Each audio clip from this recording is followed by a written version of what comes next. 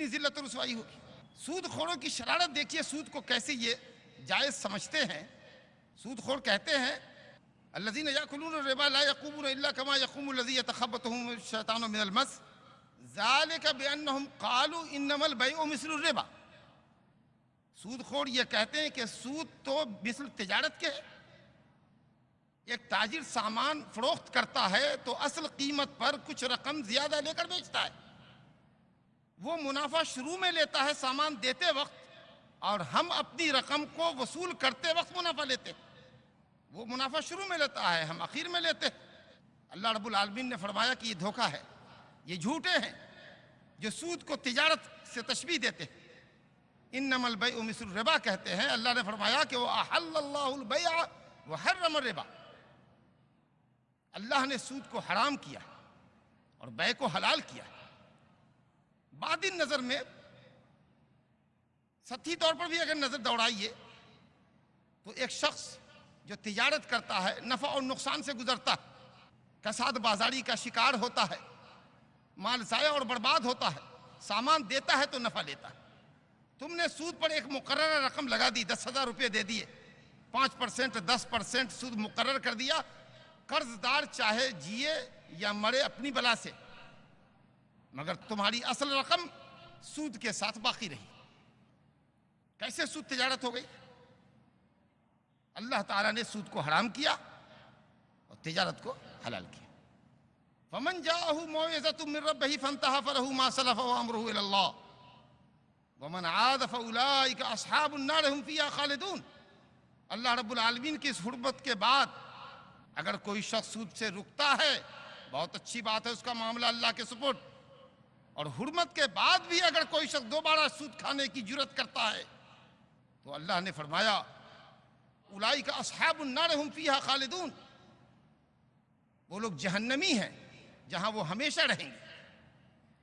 سود خور اگر سود کو حلال سمجھ کے کھاتا ہے تب تو وہ دائرہ اسلام سے خارج ہے اور جہنم اس کا دائمی ٹھکانہ ہے، لیکن اگر حرام سمجھتا ہے وہ پھر بھی سود لیتا دیتا ہے تو پھر خالدون کا کیا مطلب ہے؟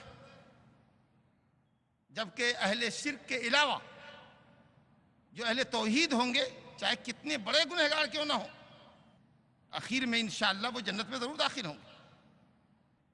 تو ایسی صورت میں خالدون کا مطلب ہوگا المقصد طویل، بڑا لمبا انتظار ان کو جہنم میں کرنا پڑے گا، جہنم سے نکلنے کے لیے بہت لمبا انتظار کرنا پڑے گا۔ اتنا سنگین گناہ ہے کہ اللہ نے ایسے گنہگاروں کو کہا کہ وہ جہنم میں ہمیشہ رہیں گے۔ ہمیشہ تو نہیں رہیں گے اگر وہ مومن موحد ہو کے مرے ہیں تو، لیکن لمبا وقوف، لمبا قیام ان کا جہنم میں ہوگا، ایک مدت مدید کے لیے وہ جہنم کا ایندھن بنیں گے۔ آگے اللہ فرماتا ہے یمحق اللہ الربا ویربی الصدقات، اللہ تعالیٰ سودی کاروبار کو مٹاتا ہے اور صدقات کو بڑھاتا ہے۔ جس مال میں، جس تجارت میں سود کی رقم شامل ہوگی وہ مال برکتوں سے خالی ہوگا۔ سود خار چاہے سود کی دولت جتنی بھی جمع کر لے، اللہ رب العالمین اس کے کاروبار کو ایک نہ ایک دن مٹائے گا۔ بلکہ بعض علماء مفسرین نے تو کہا ہے کہ سود خار اپنی درگت دنیا میں دیکھ کر مرے گا، اللہ اس کو محتاج کر دے گا۔ لیکن جو لوگ حلال طریقے سے کماتے ہیں اور اللہ کے راستوں میں مال لٹاتے ہیں، اللہ رب العالمین ان کے صدقات کو بڑھاتا ہے، ان کے کاروبار کو فروغ عطا کرتا ہے۔ واللہ لا یحب کل کفار اثیم، اور اللہ پسند نہیں کرتا کفار کو، اسی مبالغہ کا صیغہ ہے، اور اثیم فعیل کے وزن پر یہ بھی مبالغہ کا صیغہ۔ بہت بڑا ناشکرا ہے وہ آدمی جو سودی کاروبار کرتا ہے۔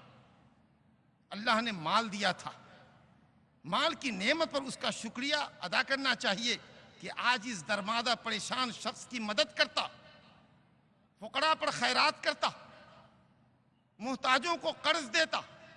اگر محتاج قرض ادا کرنے یا قرض چکانے کی پوزیشن میں نہیں ہوتے تو اللہ کے پاس ثواب طلب کرنے کی خاطر قرض کو معاف کر دیتا یا تنگ دستوں پر مہلت کی مدت بڑھا دیتا۔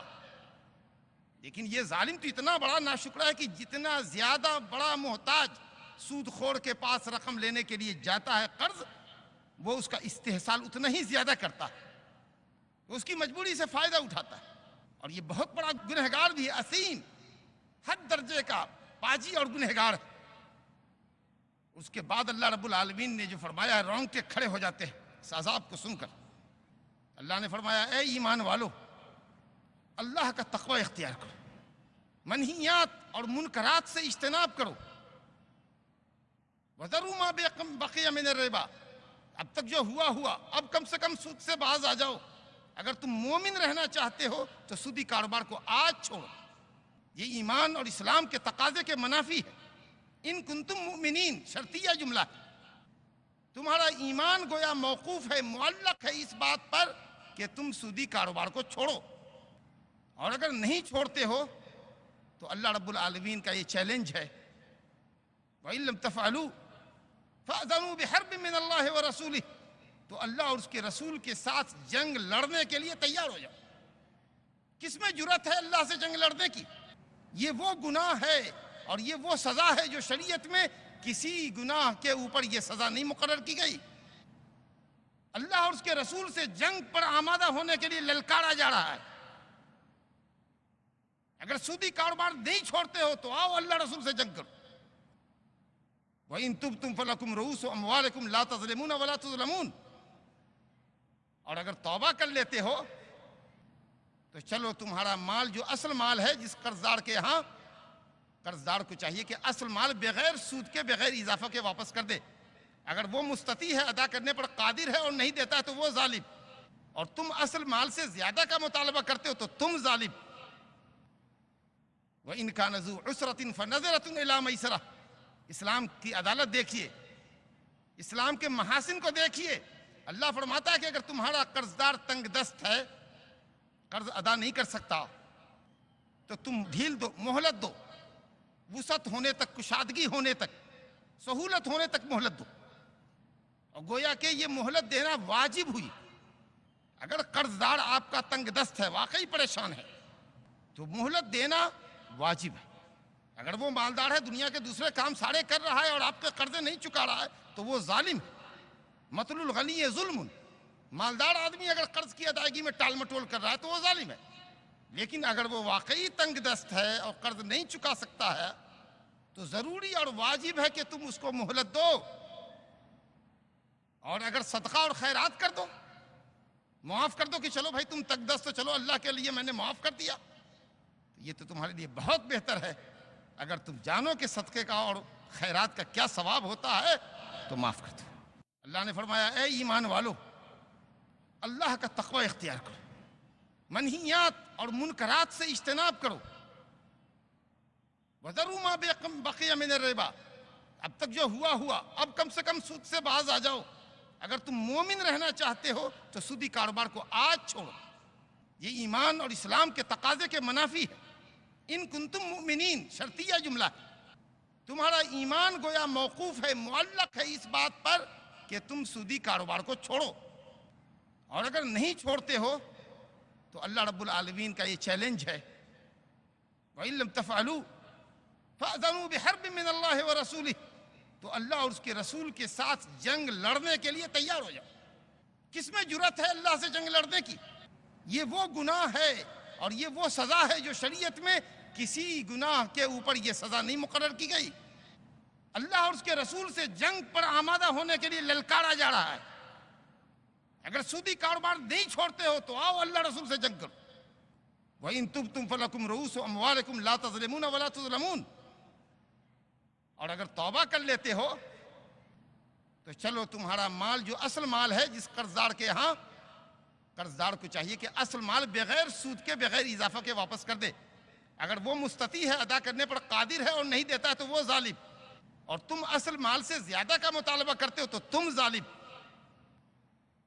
وَإِنْ كَانَ ذُو عُسْرَةٍ فَنَظِرَةٌ إِلَىٰ مَيْسَرَةٍ، اسلام کی عدالت دیکھیے، اسلام کے محاسن کو دیکھیے۔